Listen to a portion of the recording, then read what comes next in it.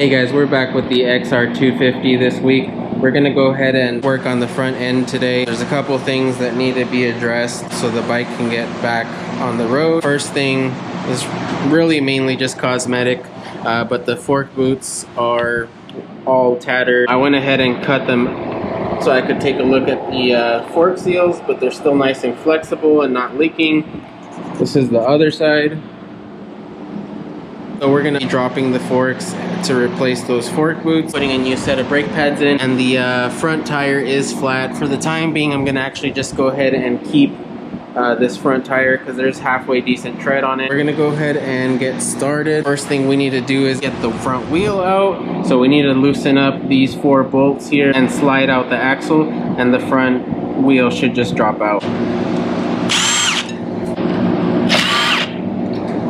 Put those off to the side.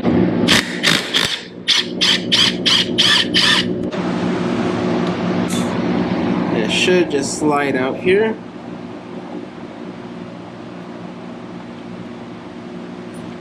There we go. Careful with the speedo. Spacer on the left hand side. Make sure you don't misplace that. So I'm gonna go ahead and start working on the left side first. I'm gonna go ahead and remove the brake caliper. There's 2 12mm bolts right here on the caliper stay, and the whole caliper should just come off. And then there's 2 10mm, and it looks like a 12 and a 12 on the triple clamps, but we'll go ahead and loosen those up right now in a minute when we're actually gonna slide the fork down. Go ahead and leave this one in just a couple threads. To remove this shrouding for the front light is just 2 10mm bolts on each side, and then it just pulls up off of these 2 little plastic studs and off. Took these bolts out all the way and took off the little guide there for the brake line. Loosen these up. There's 1 bolt just in there, just barely hand tight, holding the whole fork in. What that's gonna let me do is actually just move the caliper back here on top of the foot peg, and it's out of the way and it's not hanging. So now that we've got the front brake off, we can go ahead and take that axle bolt back out, put it off to the side, and then we just need to loosen that top bolt that's holding this front fork, and then we can slide it down and out. A lot of times, because of dust and stuff, these can kind of be not stuck in there, but a little difficult to remove, so they can take a little bit of wiggling to get down and out. Usually once you get them going, they'll kind of drop out really easy.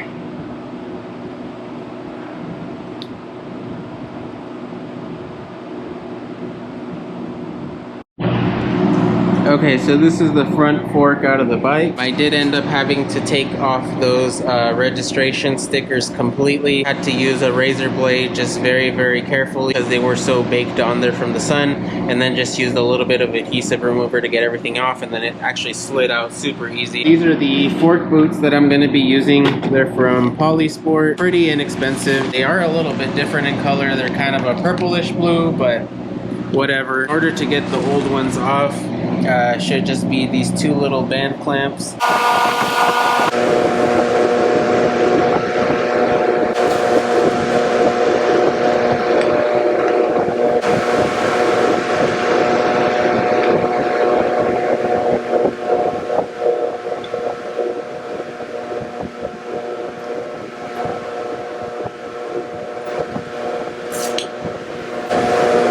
So as you saw, I actually had to end up cutting this completely off. The plastic around where it goes around the bottom of the fork here is a little bit too tough to actually pull off, so it's easier just to kind of cut it off.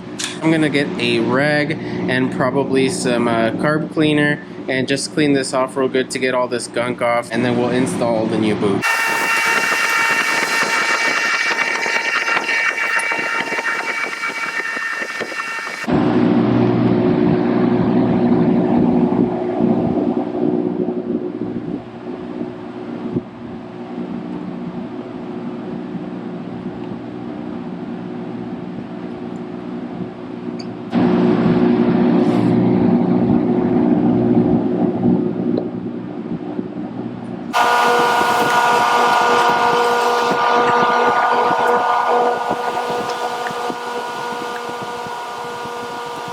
fork boot is on there.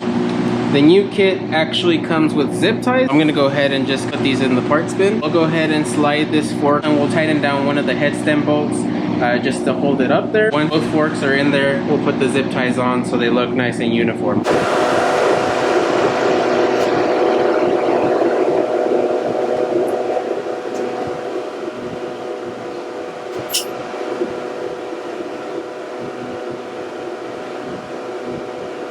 Alright, so we've got the left fork in there with the new boot. Just a tip, actually only take one fork out at a time.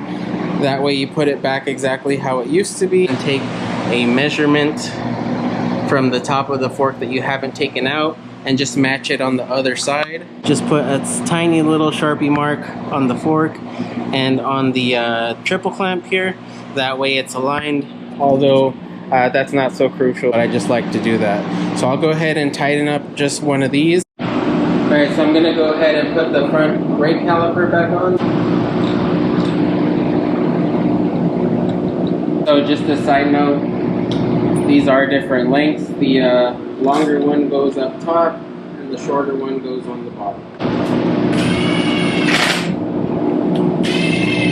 Gotta run this up here. That goes up to the triple clamp.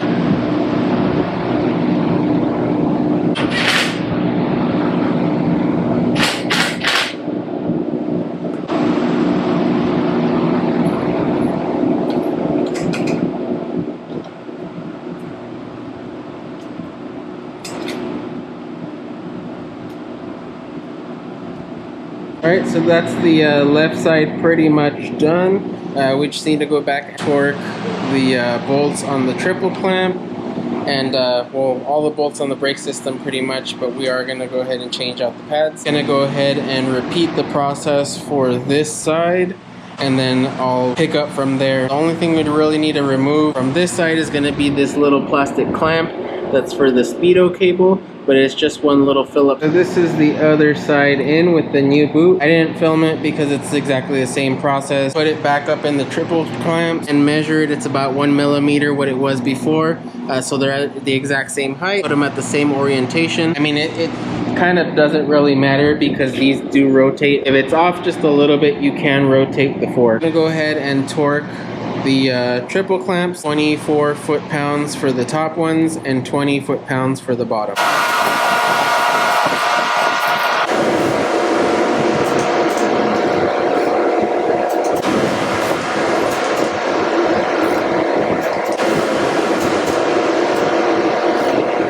So now I'm going to go ahead and put the zip ties on the boot. I think the easiest way to go about it is going to be to actually line up the bottom, because since they're pretty elastic still, you can't pull the boot all the way up while you don't have the bottom secure. So I'm going to go ahead and put the zip tie on the bottom side here.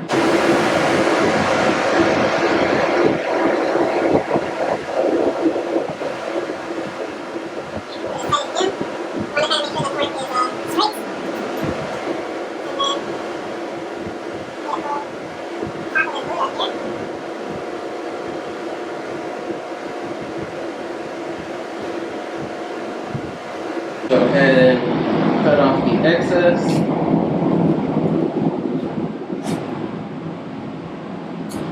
And do the same for the other side.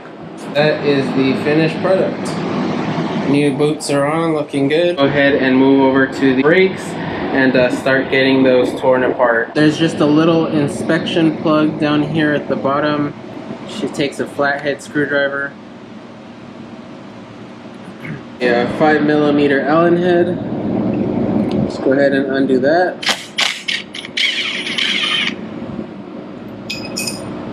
That actually holds in your brake pads. The slides are actually in really good shape. They slide really easily, so I'm gonna go ahead and leave them alone. This is what the inside looks like here. Gonna go ahead and get a small C-clamp and compress these pistons. I actually cannot find a C-clamp for whatever reason, so I'm gonna go ahead and remove the caliper. What I'm gonna go ahead and do is place one of the brake pads inside here. I use the other one. I go ahead and use some channel locks and a rag on the outside so I don't mess up the finish here to actually contract the caliper.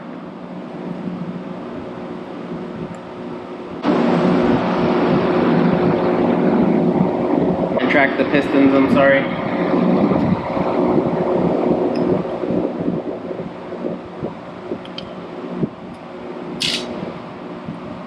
There we go. They're pushed back in there. I'm gonna go ahead and clean this off with a little bit of cleaner.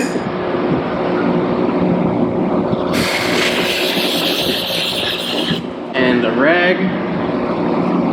At this point, we can go ahead and install the new brake pads. I went ahead and just bought these Tusk ones when I bought the fork boots, and I think these were like $7.50, so pretty cheap. So you want to just make sure not to touch the actual brake pad surface, so you don't contaminate the pad. Go ahead and clean the little pin here. It's actually in pretty good shape. Sometimes you need a wire brush them to get them smooth, but just gonna add a little bit of grease on the caliper slide. I'm just gonna go ahead and just barely start this in here. I want to grab the first brake pad and add just a touch of grease on the back here, and I'm just a tiny bit. You want to just have it be a light coating and put that in there. Slide the pin through just to hold it in place. Do the same to the second brake pad. Just you want to be careful not to get it on the actual pad surface, but go ahead and put this in as well.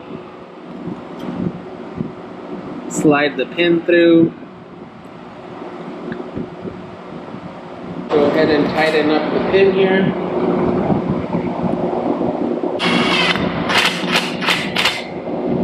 Brake pads are in position. Just gonna go ahead and separate them. Install the caliper back into the fork. And tighten those bolts up.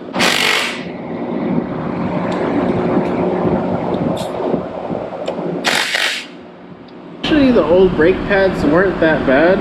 I'd say they had probably less than 50% life. But since you have it apart, it takes 5 minutes to throw a new set of pads in. Make sure that you do reinstall this plug here. That way you don't get any corrosion or anything in there. I went ahead and ended up changing out the inner tube. I didn't film it because it was kind of a long, drawn out process. Yeah, tire is a little bit older. It's a little bit harder, so it's more difficult to take off of the rim. Actually ended up having to do it twice because I pinched the first tube and had an air leak. Anyways, you want to make sure that you grease a couple things before you put the front wheel back on. First is this spacer here. Clean it off first, as well as the spacer itself, and I just usually put a little dab of grease on there like that, swirl it around. You want to just make sure that it's not dry between this seal and the spacer. Also cleaned off this little cap here that goes over the front axle, as well as here, and I greased both of them up, as well as I cleaned off and greased the axle. One thing to note when putting all this back together is that the speedo cable actually has two teeth right there. Those have to line up right here or right here. I'm gonna put this cap on real quick and just hand thread these nuts on.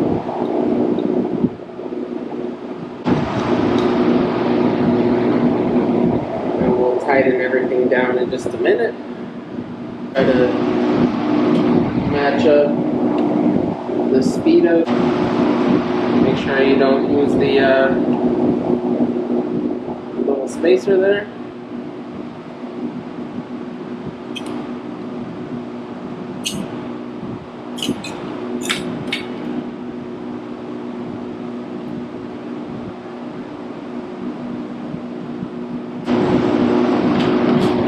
Try to thread it all together without it falling apart.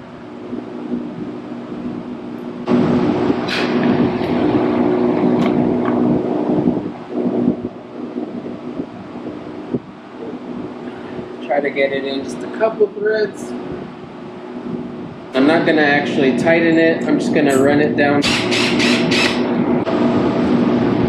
Pump the brakes. One thing I also wanted to mention is that the Speedo has a little tab. I want it to go behind this ear on the fork. So basically whenever the wheel is going forward, that ear stops the Speedo from just kind of going around. Now that everything's together, we can go ahead and torque down the axle. That is going to be torqued to 47 foot-pounds.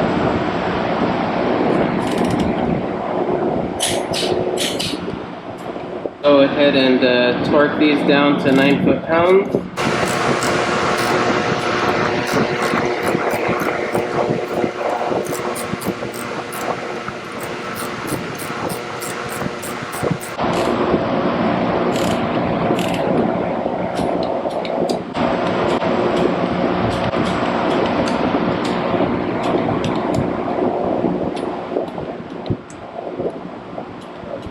And a little bit more grease came out of here, so just go ahead and wipe off the excess so everything's nice and clean. Make sure everything spins freely. Alright, so that is everything buttoned up. I went ahead and added the shroud around the light, and everything is torqued down now, so the front end is complete.